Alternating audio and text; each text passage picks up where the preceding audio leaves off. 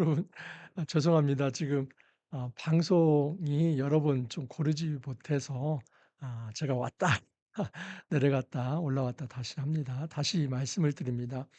오늘 드릴 말씀은 요한복음 13장 18 절에서 30절 말씀입니다.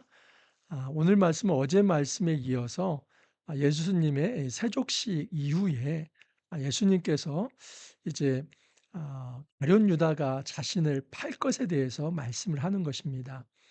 여러분, 예수님이 이 세족식을 하시는 이 때가 언제냐면 바로 십자가를 지시기 전날 밤입니다. 한번 생각을 해 보십시오. 여러분이 바로 내일 이제 십자가를 져야 한다면 마음이 어떤 상태이겠습니까? 아마 많이 심란하고 또 때로는 두렵기도 하고 그리고 정말 '어떻게 내가 이 일을 감당할 수 있을까?' 걱정도 많이 될 것입니다. 그래서 다른 무엇보다도 자기의 생각에 갇혀서 다른 사람을 생각하기 어렵습니다. 그런데 예수님은 이 밤에 제자들을 염려합니다. 그리고 "제자들을 사랑하기를 끝까지 사랑하셨다."라고 말씀하시고 그 제자들 사랑에 대한 섬김의 본을 이 세족식을 통해서 보여주신 것입니다. 어제도 말씀을 드렸지만 여러분 이 세족 의식은 어떤 것이냐면 이런 겁니다. 이 결례법인데 이제 고대의 이스라엘 사회에서는 또 샌들을 신고 다니기 때문에 흙이 많이 묻고 또 손도 더럽고 그렇습니다.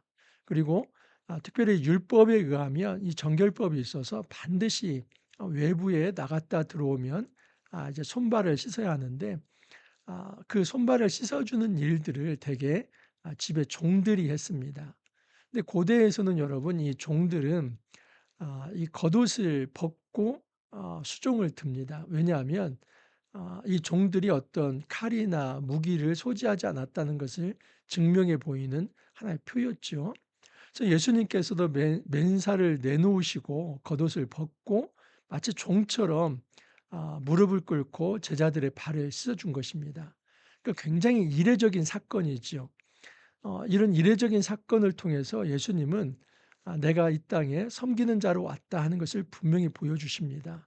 자 그런데 지금 베드로가 그때 이런 얘기를 하지 않습니까? "그러면 저의 온몸을 다 씻어 주십시오." "아니다.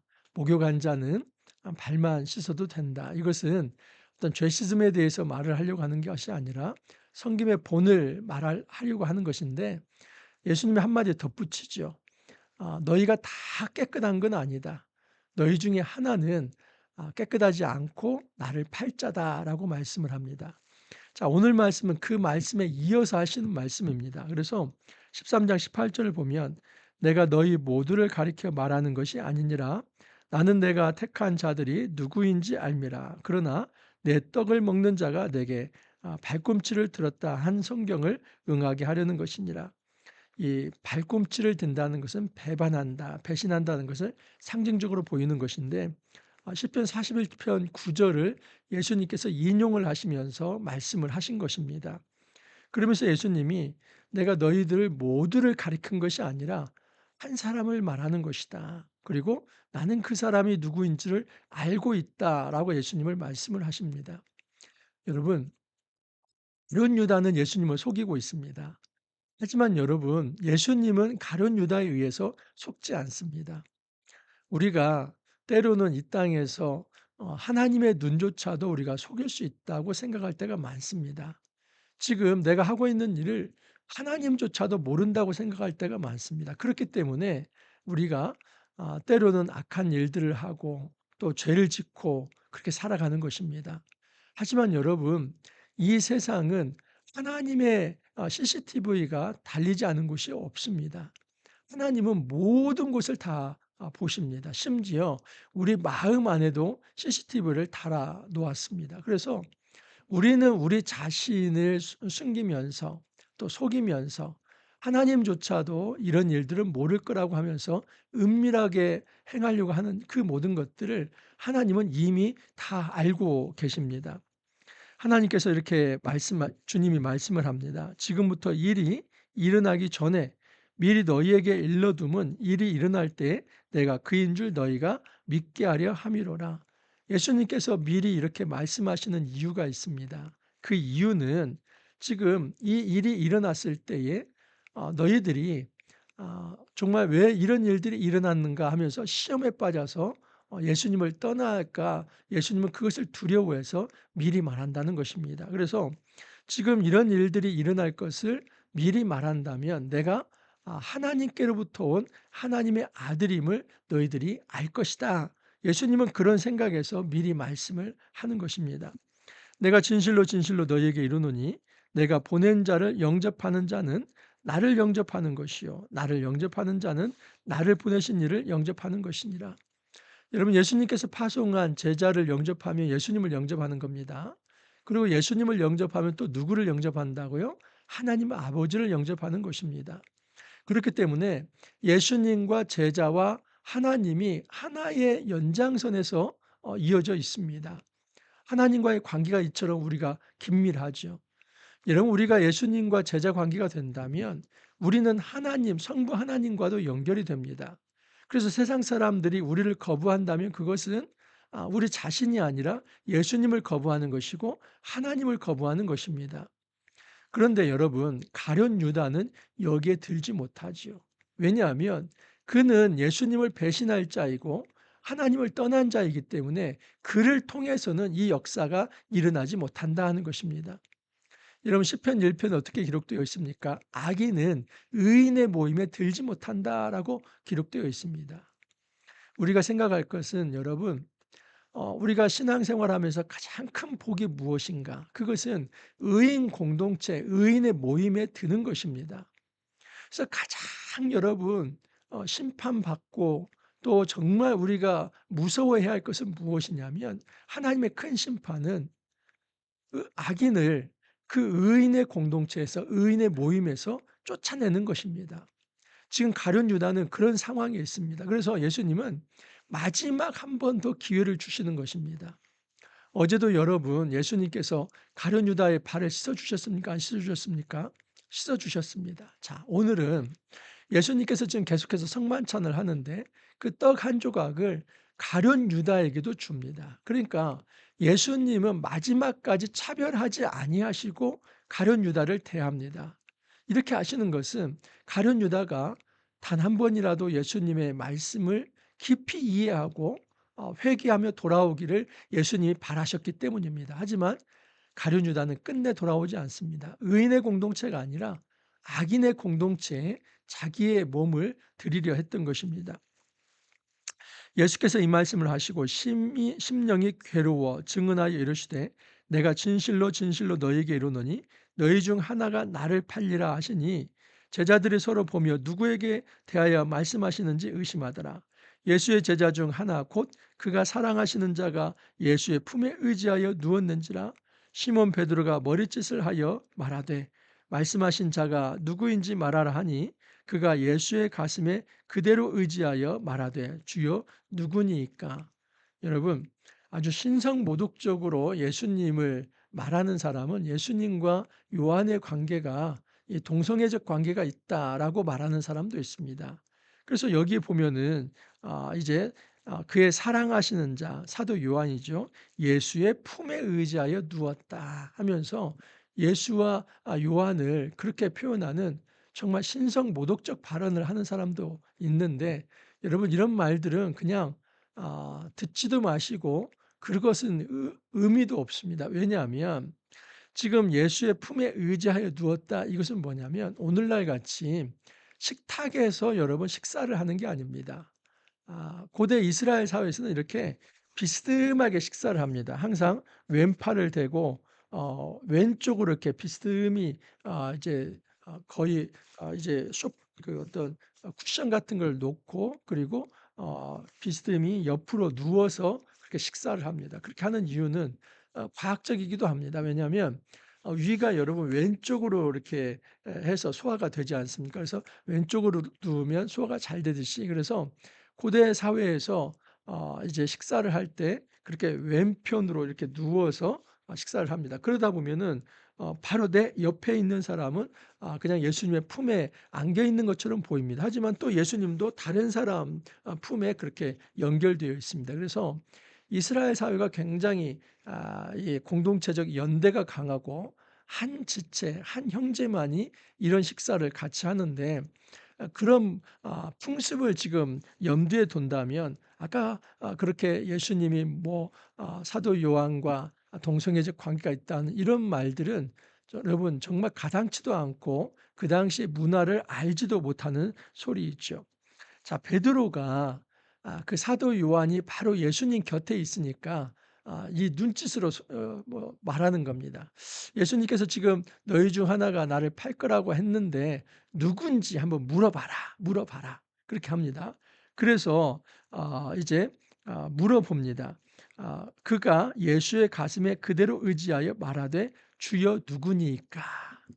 도대체 당신을 팔 제자가 우리 중에 누굽니까? 그렇게 물어봅니다. 그때 예수께서 대답하십니다. 내가 떡 한 조각을 적셔다 주는 자가 그니라 하시고 곧 한 조각을 적셔서 가룟 시몬의 아들 유다에게 주시니 조각을 받은 후 곧 사탄이 그 속에 들어간지라. 이에 예수께서 유다에게 이르시되 내가 하는 일을 속히 하라 하시니. 우리는 이렇게 생각합니다. 예수님께서 이렇게 분명히 내가 조각 한 조각을 떼어서 가져다 주는 자가 나를 팔 자다 그렇게 말을 했다면 왜 제자들은 그 예수님께서 유다에게 그 한 조각을 갖다 줬는데 그것을 알아채지 못했을까 이렇게 생각을 합니다. 하지만 여러분 이것은 지금 이 사도 요한이 요한 이 유다에게 예수님께서 떡 한 조각을 가져다 주셨다는 것을 강조해서 말한 것일 뿐이고, 그 당시에 여러분 12 제자에게 예수님께서 떡을 나누십니까 안 나누십니까? 다 나눠 주신 겁니다. 그래서 여러분 떡 조각을 받은 사람은 가룟 유다 한 사람이 아니라 다 12 제자가 다 받은 것이지요. 그렇기 때문에 이 12 제자가 지금 예수님께서 내가 한 조각을 적셔서 가져다 주는 사람, 그 사람이 나를 팔 자다 이렇게 말을 했을 때는 이렇게 생각을 했을 것입니다. 아니, 예수님의 떡을 받아 먹은 사람이 지금 12명 다인데 예수님은 그중에 누구를 말하는 것입니까? 이렇게 생각할 수 있는 것이죠. 그래서 12 제자들이 지금 가룟 유다가 예수를 팔자라는 것을 인지하지 못하고 있습니다. 자, 그런데 27절을 보면 사탄이 그 속에 들어간지라 그럽니다. 그런데 어제 말씀에 의하면 사탄이 마귀가 벌써 시몬의 아들 가룟 유다의 마음에 예수를 팔려는 생각을 넣었더라. 어제 제가 말씀을 드렸죠. 이 씨앗을 심었다. 원문에는 그렇습니다. 그러니까 사탄이 처음에는 이 가룟 유다에게 예수를 팔 생각에 씨앗을 심었습니다. 자, 그런데 이번에는 어떻게 되냐면 사탄이 직접 그 속에 들어갑니다. 그러니까 단지 예수를 팔 생각을 심어준 이 상태가 아니라 이제는 사탄이 유다의 마음에 들어가서 완전히 장악을 해서 더 이상 이제 예수의 제자가 아니라 사탄의 종이 되어서 움직이는 그런 유다의 모습을 보게 됩니다. 그렇기 때문에 예수님께서 여러 번에 걸쳐서 경고를 하고 회개의 기회를 주지만 이 가룟 유다는 돌아오지 못하는 것입니다. 왜냐하면 이제는 예수의 제자의 신분이 아니라 사탄에 이제 휘둘리는 사탄의 종이 되었기 때문입니다. 자, 예수께서 대답하시되 내가 떡을 한 조각 적셔다 주는 이가 그니라 하면서 이제 곧 한 조각을 적셔서 가룟 시몬의 아들 유다에게 주시니 조각을 받은 후 곧 사탄이 그 속에 들어간지라. 이에 예수께서 유다에게 이르시되 네가 하는 일을 속히 하라 하시니. 이 말을 유다는 알아들었지요. 자, 그런데 유다는 끝내 30절에 보면 그 조각을 받고 곧 나가니 밤이러라 합니다. 유다는 밤의 세계로 나아갑니다. 그 말을 듣고 회개해야 했지만 악의 세계, 사망의 세계, 어둠의 세계로 나갑니다. 여러분 요한복음에서 이 밤은 죄와 사망의 세계입니다. 그곳으로 나아갑니다. 자, 그런데 28절에서 29절에 보면 남아있는 제자들은 도대체 이게 무슨 말인가를 못 알아듣습니다. 무슨 뜻으로 하셨는지 알 수도 없고 또 어떤 이들은 유다가 돈깨를 맡았으므로 명절에 이 유월절에 쓸 물건을 예수님께서 사라고 그렇게 말씀하셨나 보구나. 속히 하라는 말을 그렇게 이해했다는 것이지요. 여러분, 이제 예수님께서 지금 13장 18절에서 30절은 한 사람 유다를 지명해서 지금 말씀하시는 겁니다. 지금 12 제자가 있지만은 내가 너희들 다에게 그렇게 말하는 게 아니라 지금 한 사람은 지금 나를 팔 자다. 예수님께서 그것을 말씀하시면서 그 가룟 유다 한 사람에게 다시 한번 회개의 기회를 주고 있는 것입니다.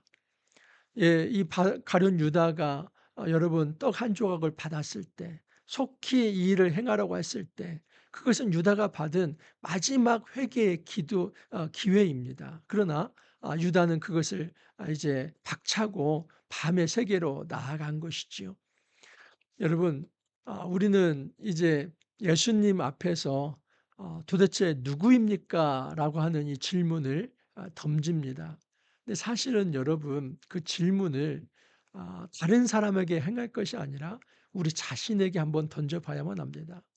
우리가 혹시 예수님을 배반하고 파는 존재는 아닌가? 가장 결정적인 순간에 우리는 어둠의 세계를 선택하고 죄와 이 사망의 세계를 선택하면서 주님의 마음을 아프게 하는 것은 없는가 돌아봐야만 합니다. 여러분, 때로는 이 경제적인 부분에 있어서 또 관계의 부분에 있어서 또는 이 땅을 살아가면서 어떤 처세나 모든 면에 있어서 정말 말씀에 따라 살아가는 것이 때로는 손해 보는 것 같고 그리고 그렇게 살아가는 것이 나에게 당장 유익이 되지 않는다고 생각할 때 눈 딱 감고 정말 예수님 이번만큼은 한번 좀 눈 닦고 좀 옆에 계시지요. 제가 이거 처리하고 다시 예수님 만나겠습니다 하고 여러분 죄의 길을 갔다가 다시 돌아오고 그러지는 않습니까? 우리가 이 가룟 유다를 탓하기 전에 주여 누구입니까 하는 이 질문을 우리 자신에게 먼저 해야만 합니다. 여러분 우리가 이 땅을 살아가면서 정말 주님을 배신하지 않기를 바랍니다. 사람과 사람 사이에서도 가장 믿을 수 있는 사람이 그 믿음을 저버리고 이제 배신하는 일을 할 때 우리가 가슴 아파하지 않습니까? 예수님도 마찬가지입니다.